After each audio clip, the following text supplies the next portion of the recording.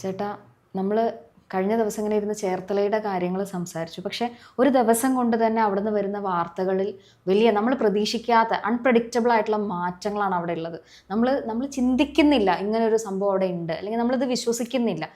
നമ്മളങ്ങനെ കൺഫ്യൂസ് ചെയ്യുന്ന വാർത്തകളാണ്. ഇപ്പം ലേറ്റസ്റ്റ് ആയിട്ട് അവിടുന്ന് വന്ന വാർത്തകളെ കുറിച്ച് ചേട്ടൻ ശ്രദ്ധിച്ചിട്ടുണ്ടാവും. എന്താ ചേട്ടന് തോന്നിയിട്ടുള്ളത്? ഇന്നെപ്പോലെയുള്ള എനിക്ക് തോന്നിയതുപോലെയുള്ള ഒരു നിഗൂഢത ചേട്ടന് ഇപ്പോഴും ഫീൽ ചെയ്യുന്നുണ്ടോ?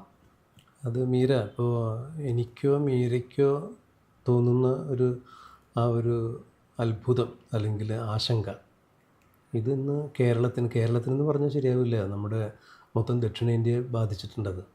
കാരണം സമാനമായ സംഭവങ്ങൾ കർണാടകയിൽ ധർമ്മസ്ഥലയിൽ നടക്കുന്നു.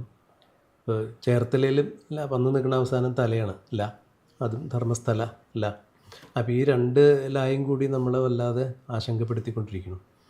ഇപ്പോൾ പറഞ്ഞു വന്ന വിഷയത്തിലേക്ക് വരുമ്പോൾ, ചേർത്തലയിൽ നമ്മളൊരു സെബാസ്റ്റ്യനെ ചുറ്റിപ്പറ്റിയാണ് കാര്യങ്ങൾ പോയിക്കൊണ്ടിരുന്നത്.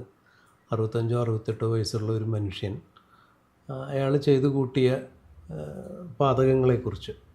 അപ്പോൾ 4 സ്ത്രീകളുടെ തിരോധാനമായിട്ട് ബന്ധപ്പെട്ടിട്ട് അന്വേഷിച്ച് ചെല്ലുമ്പോൾ എല്ലാവരും വിചാരിച്ചത് കാശുള്ള ഈ സ്ത്രീകളെ, ഒറ്റയ്ക്ക് താമസിക്കുന്ന സ്ത്രീകളെ തട്ടിക്കൊണ്ടുപോയി അവരുടെ സ്വത്തടിച്ചു മാറ്റുന്ന ഒരാളെന്ന രീതിയിൽ, പിന്നീട് അവർ ജീവിച്ചിരുന്ന ബുദ്ധിമുട്ടാവുന്ന കണ്ടപ്പോൾ കൊല്ലുന്ന ഒരാളെന്ന രീതിയിലാണ് ഈ കേസ് അങ്ങനെ പോയിക്കൊണ്ടിരുന്നത്.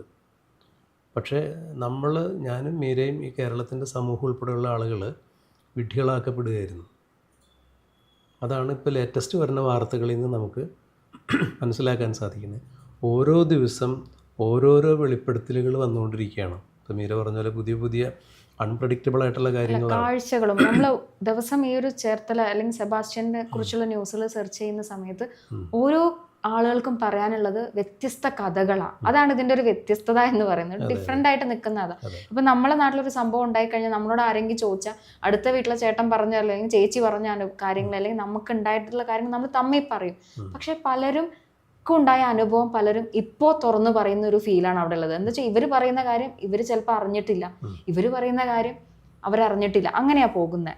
അത് തന്നെ ഒരു പേടി ഉള്ളത് കൊണ്ടായിരിക്കാം ചിലപ്പോൾ അവർ മുമ്പ് പറയാഞ്ഞത്. എനിക്ക് അങ്ങനെയാ തോന്നിയിട്ടുള്ളത് പലതും. ശരി തന്നെയാണ്. കാരണം അത് നമ്മൾ ഈ മലയാളികളുടെ ഒരു പൊതുവേ ഉള്ളൊരു സവിശേഷത വലിയ നല്ല ഗുണമാണെന്നല്ല പറയണത്.